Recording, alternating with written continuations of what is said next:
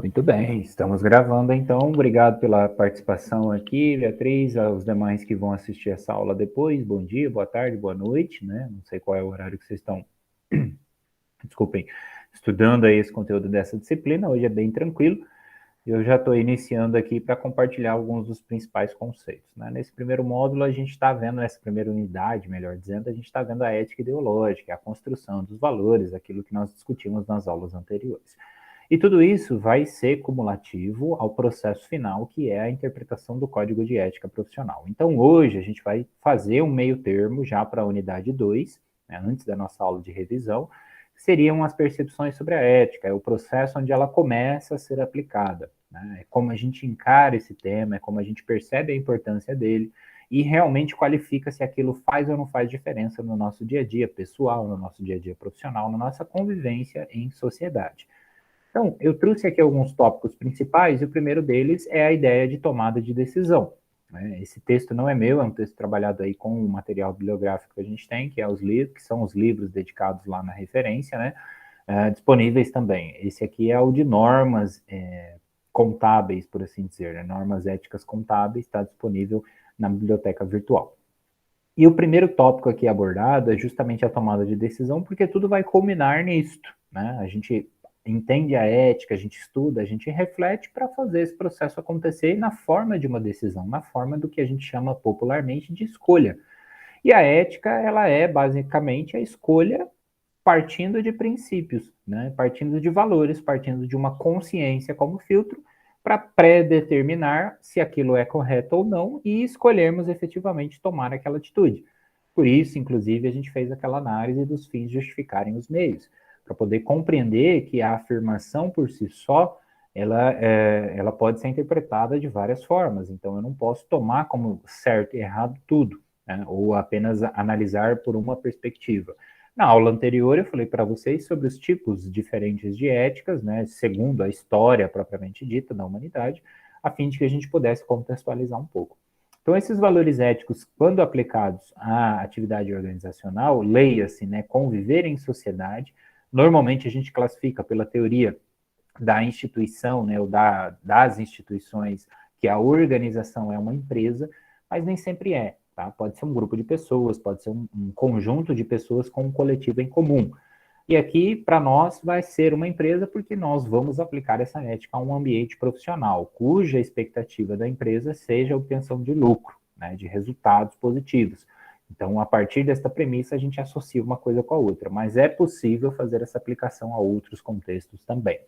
Então, qual é a primeira ideia? É muito importante para as organizações que aqueles que são responsáveis, principalmente na condição de tomada de decisão, né, ou seja, que supervisionam as pessoas para o processo do dia a dia, tenham esse conhecimento sobre a perspectiva dos colaboradores. Tá? Então, a gente estuda muito essa ideia dos comportamentos, da análise desses comportamentos e da interpretação destes, justamente por isso, porque esses comportamentos são a reflexão ou são a exteriorização, o colocar para fora, o agir, colocar em forma prática, pensamentos, ideias, valores, sentimentos, como a gente quiser chamar. Então, os superiores é quem vão acabar tendo essa atribuição naturalmente. Né? E a gente entende isso basicamente como a premissa de você manter uma equipe organizada, você manter uma equipe bem funcional, que atenda ao propósito para que ela foi criada, seja ela um pequeno ou um grande departamento, seja ela a empresa como um todo, né, junto com os seus colaboradores. E aí, o código de ética, não somente contábil, mas um código de ética, uma ideia, uma noção de um código, é justamente para auxiliar essa parte. É para garantir que haja um esclarecimento. A gente vai ver no código de ética profissional muita coisa que parece muito simples, muito objetiva, assim como a gente viu na Declaração dos Direitos Humanos, né, Universal dos Direitos Humanos. Por quê? Porque se estiver no papel, eu tenho uma referência. O Brasil, as organizações brasileiras, em essência, elas têm essa necessidade do que a gente chama de positivação, que é colocar no papel, e aquela pessoa que coloca no papel é uma pessoa com autoridade para colocar aquilo. Professor, eu não sei se é a minha internet ou se é a sua, mas está cortando o áudio e parou de apresentar a tela. Dá um segundinho aí, vamos ver se volta. Vou interromper aqui, aí eu compartilho de novo. Eu estou aparecendo normal agora?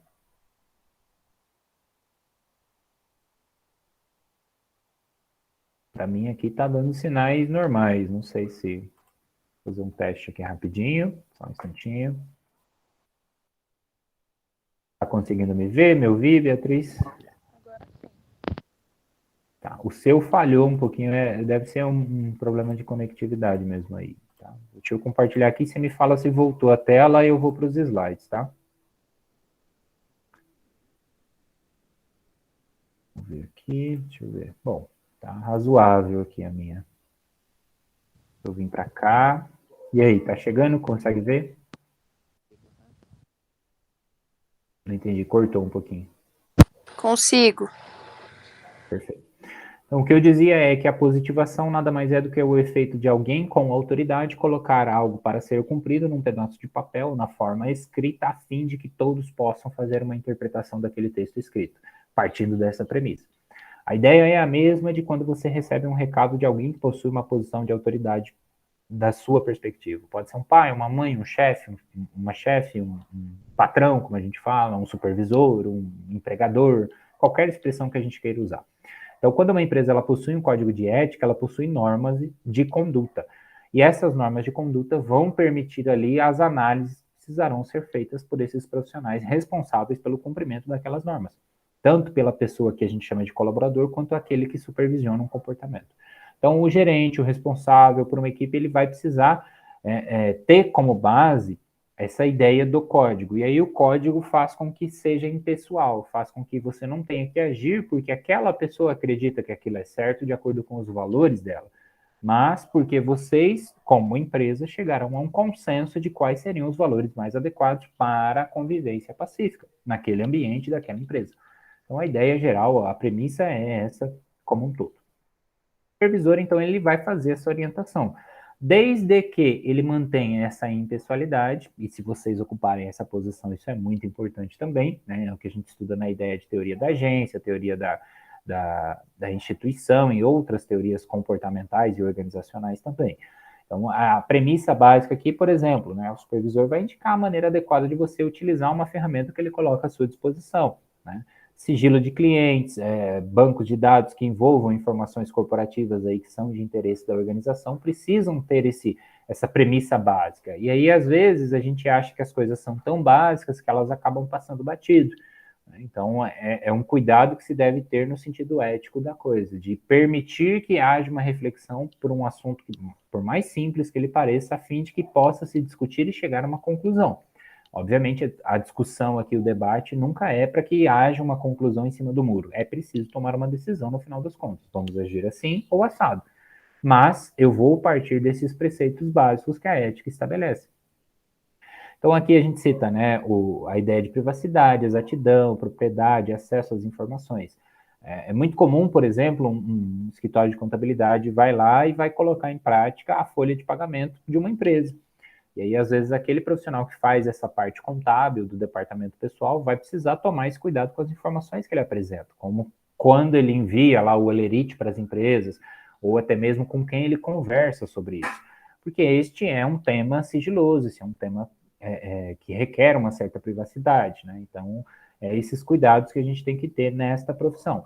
E aplicando isso a um contexto mais geral, uma vez que você é encarado como um profissional desta área, presume-se que você terá determinados valores. Né? Então, aí por isso aquela reflexão que a gente tem feito. Então, antes de você discutir e descobrir quais são os valores que serão cobrados pela profissão, você precisa ter certeza que existem valores dentro de você, fazer a identificação desses valores e efetivamente aprender como ocorre esse processo de tomada de decisão interno, né? Aplicado aí às situações sociais, aplicado à sua família, ao seu trabalho também, mas principalmente de como você vê as coisas, né? Como você vê a realidade e o mundo. Então, aqui é só para destacar que tudo vai ser importante de uma perspectiva ou de outra, beleza? As situações sobre os dilemas éticos vai representar a característica prática da ética, né? O dilema nada mais é do que essa situação onde eu tenho dois caminhos e aí eu preciso tomar essa decisão. Né? Então, eu vou por um ou eu vou por outro. Normalmente eles são excludentes, né? Quando eu tenho dois caminhos, ou eu faço de um jeito ou eu faço de outro. Às vezes a gente até consegue equilibrar, mas também tem que tomar cuidado com esse equilíbrio para que ele não represente esse em cima do muro, né? Para que quando eu preciso discutir, por exemplo, vestimenta dentro da empresa, para determinar isso no código de ética, eu faço ali uma análise da legislação, eu faço uma análise da perspectiva dos colaboradores, da premissa da empresa, da sua visão, dos seus valores, da sua constituição como um todo, e consiga encontrar esse equilíbrio aí, mas não ficar em cima do muro para dizer, olha, não vamos resolver esse problema porque ele não tem conclusão. É preciso sempre tomar uma decisão diante de dilemas. Aí o código lá na frente vai ensinar a gente algumas técnicas, né, de resolução desses conflitos, mais especificamente as normas, né, aplicadas, as normas gerais e não o código, que vão dizer ali como a gente reduz os riscos desses problemas que eventualmente acontecem.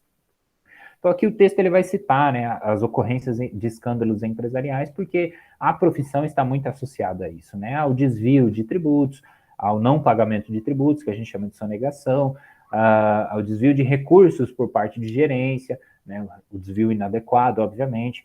Então seriam as chamadas fraudes, né, os escândalos, que é o que a gente mais vê. Mas existem problemas menores, como o próprio convívio, né, a própria qualidade do ambiente organizacional como um todo, que vão surgir eventualmente, porque um profissional cresceu de um jeito e outro de outro.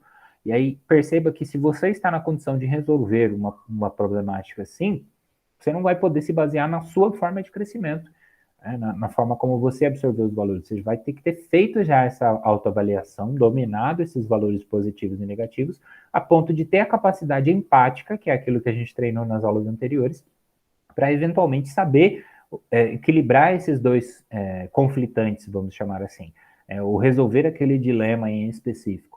E aí a questão é, não há uma solução em específico para cada um deles, cada situação, cada caso, sempre será um caso à parte a ser estudado, a ser discutido, a ser eventualmente debatido. O que você pode é utilizar como referência, só é preciso esse cuidado para que as referências elas sejam impessoais, né? Baseado no comportamento, às vezes, de uma outra organização, de um exemplo positivo que você viu, algo nesse sentido, mas que não seja a imposição de crenças e valores pessoais.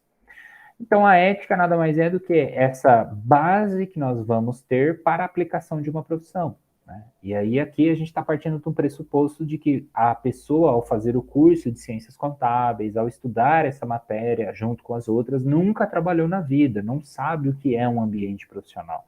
Então, é muito comum que a gente tenha estudantes e trabalhadores ao mesmo tempo, mas existem ainda as pessoas que talvez não experimentaram o que é trabalhar, né? No sentido de trabalho como nós reconhecemos hoje. Então, aqui é importante destacar que a ética vai ser essa base, esse fundamento. Se você não conhece qual é a sua, diante daquelas que a gente viu, ou da sua própria perspectiva, você não vai conseguir aplicar quando estiver inserido nesse ambiente profissional. Para quem já tem um pouco de experiência profissional, para quem já conhece o mercado, sabe que as decisões difíceis são tomadas em curtos prazos, né? A gente tem circunstâncias de, às vezes, o famoso engolir sapo, né, em que nós nos colocamos em situações que não são tão agradáveis assim, ou que às vezes a gente acha que nos colocaram em situações desagradáveis e temos que lidar com aquilo. Então, o saber lidar vem da ética que você possui, vem do fundamento que você possui. E a ética nada mais é do que esse estudo desse comportamento para a compreensão desses valores a partir da interpretação, ou da análise, ou do filtro da consciência. Então, é o resumo daquilo que a gente viu até agora. Então, aqui ainda é colocado, né, a ideia de realizar se refere à competência, porque uma coisa é você estar na empresa todos os dias, outra coisa é você ser um profissional todos os dias. É você lidar com as coisas de forma profissional, sabendo separar ambientes, sabendo separar circunstâncias. Então, a eficácia está relacionada a isso, né, na característica de qualidade daquilo que você executa.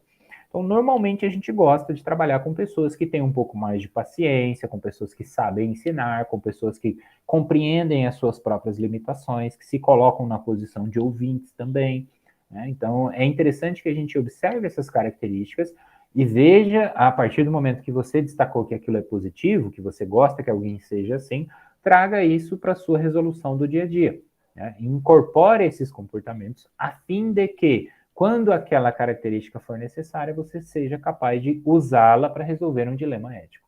Então, o ato de executar está relacionado justamente a esse comportamento, colocar a mão na massa. A ação que ele executa é justamente perceber o que a característica vai exigir dele, né? Então, ser ético em determinadas características nem sempre é necessariamente fazer o certo de acordo com aquilo que a gente acredita. A gente pode criar uma concepção de que talvez aquilo não seja justo, mas pode, inclusive, ser ético. Porque daí, talvez, na nossa consciência, na nossa cabeça, nos nossos valores, justiça e eticidade ou moral correta não são necessariamente as mesmas coisas. Então, é por isso que a gente faz toda essa reflexão interna, para daí ter clareza na hora de fazer essa avaliação para uma outra pessoa, para uma outra situação que envolvam outras pessoas. Partindo sempre daquela premissa, né? Eu quero garantir uma convivência pacífica.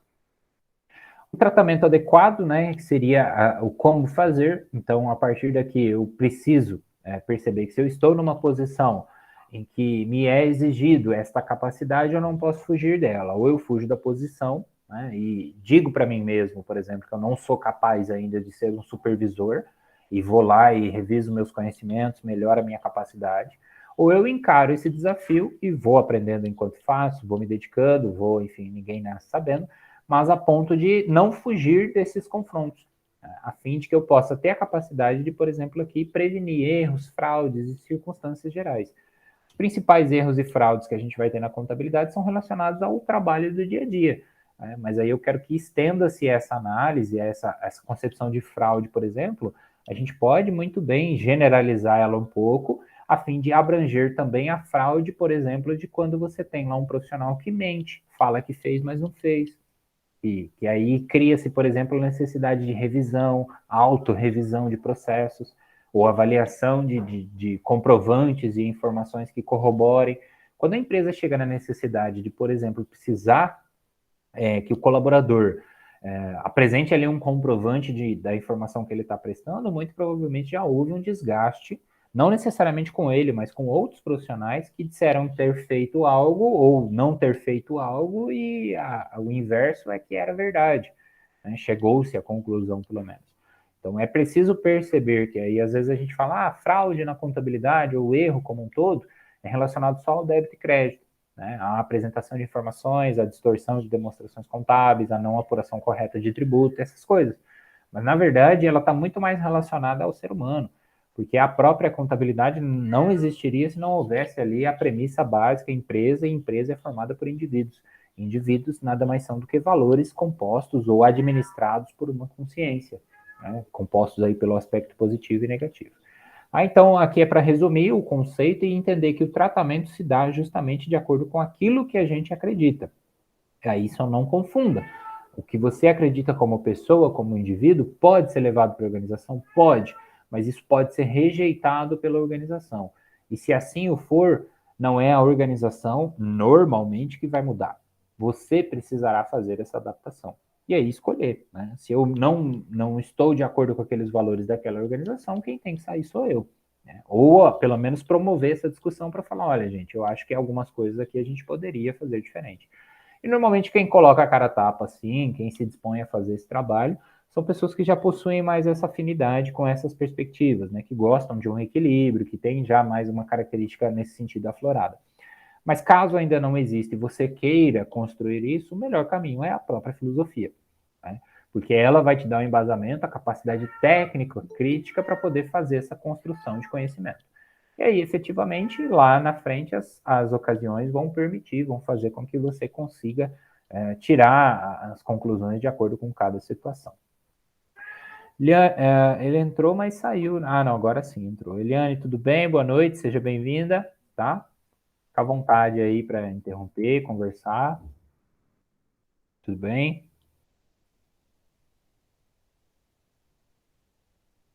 Eu já dei início aqui, tá? Já estamos na metade do caminho, quase no fim, inclusive, porque hoje a aula não é muito extensa, tá bom? Mas pode me interromper qualquer coisa, pode me chamar aí, beleza? Dá uma olhada aqui, acho que você escreveu, né? Boa noite, perfeito, que bom. Qualquer coisa me chama aí, tá? Então, o que eu estava dizendo assim, é essa característica e a capacidade de perseguir este processo, né? E aí você precisa se colocar numa condição em que você estará sempre necessitado desse trabalho filosófico, desse instrumental necessário, porque senão é você ditando regras para os outros. Isso também está errado, assim como a gente costuma não se adequar quando outros nos impõem algumas regras. é mais fácil dentro da organização, porque dentro da organização a gente tem uma suposta expectativa de uma remuneração. Então, aí, às vezes, até a pessoa confunde a remuneração com esse direito de impor algumas regras, né? Uma coisa é a gente fazer aqui um combinado entre partes e destacar deste combinado quais são as regras para que ele seja efetivamente cumprido. É o que a gente chama de relação contratual. Outra coisa é a imposição de características ou outras circunstâncias que não necessariamente vão estar previstas naquela ideia original. Só um instantinho que eu tô com a gata miando aqui, ela tá querendo atenção. Então, o que eu digo aqui para vocês é, o tratamento adequado aos dilemas éticos depende do próprio dilema. E, além disso, dependerá do próprio indivíduo. Poxa, então não tem receita de bolo? Não tem. Mas o que tem é a capacidade de construir essa receita para a organização que você está, associando a experiência passada, a expectativa futura e usando as ferramentas presentes, que seriam, por exemplo, o estudo dessa disciplina, o estudo do código, o estudo de outras normas e de ideias filosóficas para criar esse embasamento. São ferramentas que permitirão você analisar mais friamente um caso, a fim de que você possa, por exemplo, se colocar no lugar de outra pessoa, para daí realmente construir, né? Então, aqui é citado a fraude porque ela é a mais recorrente, a mais evidenciada, a mais comum e a mais perigosa, poderíamos dizer, de certa forma, porque ela é capaz de destruir uma organização de dentro para fora.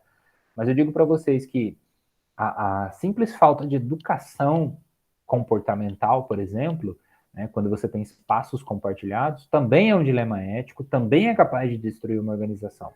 Talvez não na mesma velocidade, talvez não na mesma característica ou premissa, mas efetivamente também destrói, torna aquele ambiente intragável para qualquer pessoa.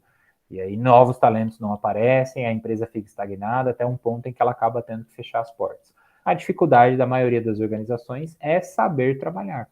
E aqui entra justamente o trabalho da ética, tá? Não só na contabilidade. Aí é citada a diferença entre erro e fraude contábil, que o erro seria essa ação involuntária, né? Diferente da fraude, só para eu explicar, para não passar batido ali. Por quê? É possível que uma pessoa não tenha, inclusive, educação comportamental, não no sentido que essa ação ela seja involuntária também, é isso que eu quis dizer. Não no sentido de que ela não tem educação simplesmente porque ela não quer. Ela não tem educação porque talvez isso, inclusive, não foi discutido. Ora, o que é ser educado nesse ambiente de trabalho que eu estou inserido, na minha casa, na sociedade que eu vivo? Se não há esse processo educacional, eu não vou ter como definir. Se não há discussão, eu não chego a uma conclusão. Síntese, antitese ou antítese, como a gente fala no português, e efetivamente a própria tese, né? Então, falta uma das peças em alguma dessa parte da equação, eu não vou ter a equação resolvida.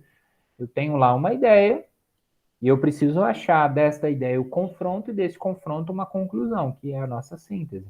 Então, eu posso apresentar uma ideia para vocês que seria a minha tese, a minha perspectiva de como agir aqui. Aí vocês apresentam a antitese, né, ou antítese no nosso português, para daí chegarmos a uma síntese. Este processo, se acontece pela filosofia, acontece por meios retóricos normalmente. É você se colocando na capacidade de ouvinte e de orador ao mesmo tempo, né, nas duas perspectivas, para achar esse equilíbrio. Se ele não acontece pela retórica, e sim pelo diálogo, efetivamente as chances são maiores, mas requer esta paciência de entender que nem sempre a gente vai estar certo, aquele erro ele pode ser involuntário, etc. Né? Esse erro ele pode acontecer no sentido contábil ou não, ele pode acontecer de diversas perspectivas. E normalmente o erro contábil, aqui é uma parênteses meu, ele só é resultado de um erro que não é contábil. É uma ação involuntária. A pessoa ela é desleixada com aquele trabalho porque provavelmente ela carrega o desleixo como um valor inerente à sua personalidade. Então, pode parecer meio estranho, mas talvez aquela pessoa simplesmente nunca parou para pensar sobre isso. E aí, às vezes, chegar e impor um comportamento e falar, olha, aqui você tem que ser organizado, aquela pessoa não vai conseguir atender a expectativa da empresa e vice-versa. A empresa não vai atender o que ela está buscando. Então, essa relação contratual não vai funcionar. Né? E aí, efetivamente, você vai ter uma série de conflitos. Você vai ter que. Por isso que geralmente o pessoal fala assim: é melhor pegar alguém que não tem uma experiência errada, entre aspas. Não existe isso. A experiência ela é sempre positiva, só que ela foi positiva na outra organização. Então, uma coisa seria simplesmente o profissional chegar, o empregador, o supervisor chegar e falar assim, olha, aqui nós temos esta linha de conduta, este tipo de pensamento, essa forma de ação. Então, se você concorda, você permanece. Se você não concorda, nós precisamos já ou achar um meio termo, se a organização estiver disposta a revisar os seus comportamentos, ou aquela pessoa, de fato, ela não vai ser bem-vinda. E aí, insistir neste erro é o que causa, geralmente, essa grande confusão. E, às vezes, essa insistência, ela não é nem por a birra que a gente fala, ela é por falta de reflexão. A pessoa não percebe que ela está no lugar errado. E vice-versa. A organização não percebe que aquele perfil daquela pessoa não é compatível com os seus valores. Aí fica esse conflito, fica essa briga, esse problema. Todo mundo fala mal de todo mundo, isso vira uma constante, vai virando uma bola de neve até que efetivamente acontece o que eu falei para vocês. A implosão da organização como se fosse uma fraude de desvio de recursos. Causa o mesmo efeito. A destruição da instituição, da organização como um todo. Então, aqui é colocado ainda, né, que uma vez detectado esse erro, sendo ele contábil mais especificamente, e relevante, é preciso o aspecto aí de quem está fazendo aquela avaliação. No caso aqui é citado o perito contábil, mas a gente pode entender no trabalho dos escritórios, aquele profissional que assina, né, aquele que seria o responsável por essa informação, para entender toda a origem, toda a dinâmica e resolver aquele problema.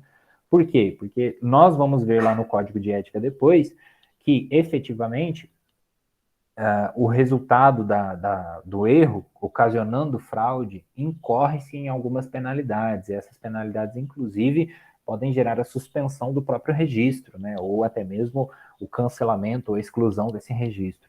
Então, é interessante que haja esse controle, esse processo revisional, né? Enfim, um cuidado maior. Mas eu só estou apresentando isso nessa primeira unidade para vocês, para que seja percebido que tudo isso que a gente vai falar profissional, aplicado especificamente à contabilidade, é aplicado ao contexto social, é aplicado também à nossa vida pessoal. Por quê? Muda apenas o que nós estamos discutindo, mas a premissa é a mesma, achar o equilíbrio dessas situações, né? Resolver esses dilemas éticos efetivamente.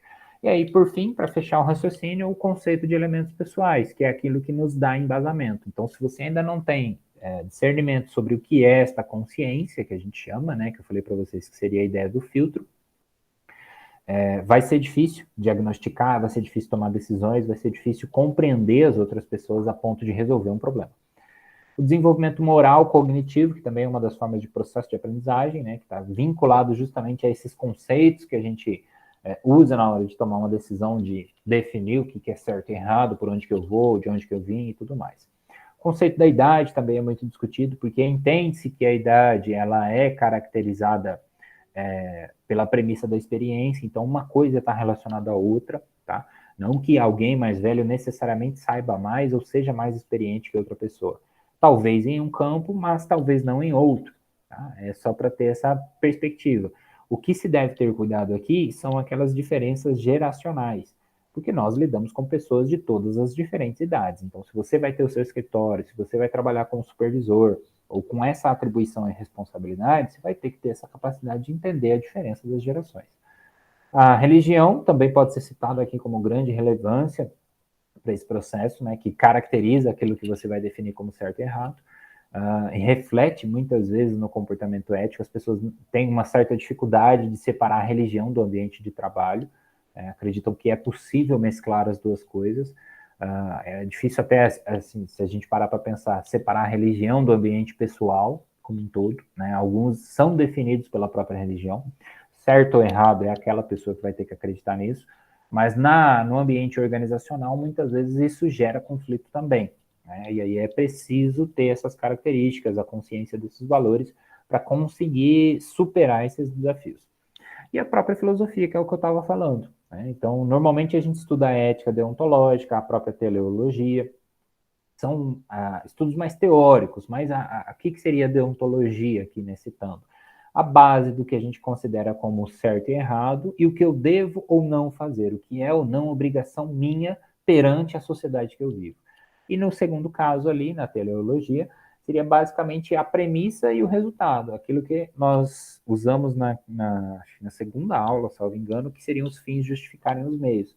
Então é mais ou menos assim, olha, as decisões que eu tomo são de acordo com os resultados que eu quero, né? E aí, às vezes, essa moral, ela parece mais volátil. Uma hora eu acredito numa coisa, uma hora eu acredito em outra, né? Existem pessoas que são mais ou menos assim, né? E isso também não está errado. Não tem certo e errado nessa conversa. São formas e jeitos de se encarar o que a gente chama de realidade, a fim de obter determinados resultados. Se você concorda com aqueles valores, permaneça junto, agregue e construa. Se você não concorda, você precisa revisar onde é que você está e seguir o caminho que você acha que é mais adequado para o seu perfil. É basicamente isso. E de tão simples que é, a gente deixa passar batido. Tá? Por quê? Porque daí você entra no automático, entra na rotina, vai trabalhar todos os dias e esquece de quem você é em prol da organização que você trabalha. As duas coisas se mesclam de tal forma que aí, no fim das contas, a gente vê aquelas pessoas que vão trabalhar o dia inteiro reclamando, vão falar sempre que o salário está muito baixo, vão reclamar que a infraestrutura não é adequada, em N motivos. Aí o fulano que não faz o que eu peço, é o fulano que não me atende na hora que eu preciso. As justificativas são infinitas. A questão é, se aquela pessoa não tiver a capacidade de construir para si esse raciocínio, ela vai permanecer nesse ciclo. Enquanto ela achar que aquilo é certo, ela está agindo certo. Se você não quer ser assim, faça você o aspecto diferente. Examine esses elementos pessoais inicialmente antes de pisar. E não faça isso uma vez por ano. Faça isso todos os dias quando você pisa no seu serviço. E antes de chegar no serviço, a gente sabe que tem que pisar na sociedade, né? Você tem que entrar para a sociedade primeiro para daí trabalhar nela. Então, por isso que a gente começa como indivíduo, vai para a ética geral e depois vai para a ética profissional. Beleza? Era isso. São 8 slides aí, pouquinha coisa, né? Já me estendi bastante, mas eu acho que deu para ter uma ideia do que é que a gente está estudando nesse conceito de percepções, né? Uma vez que eu tenho essa clareza, eu vou conseguir dominar quem eu sou para efetivamente aplicar isso no mundo que eu faço parte. Alguma dúvida, considerações, observações, experiências pessoais? Não, tá tranquilo. Beleza. Eliane, o que achou? Desculpa, você falou aquela hora, né? Deu boa noite. Não, tá tranquilo. Mais teoria mesmo, né? Nesse primeiro momento, a gente vai trabalhar só com esses conceitos e classificações para poder depois ir aprofundando, usando exemplos mais práticos, né? Mas tá dando para compreender? Tá tranquilo? Sim, tá tranquilo. Tudo bem. Deixa eu interromper a gravação aqui então, só para não estender muito para quem vai assistir depois. E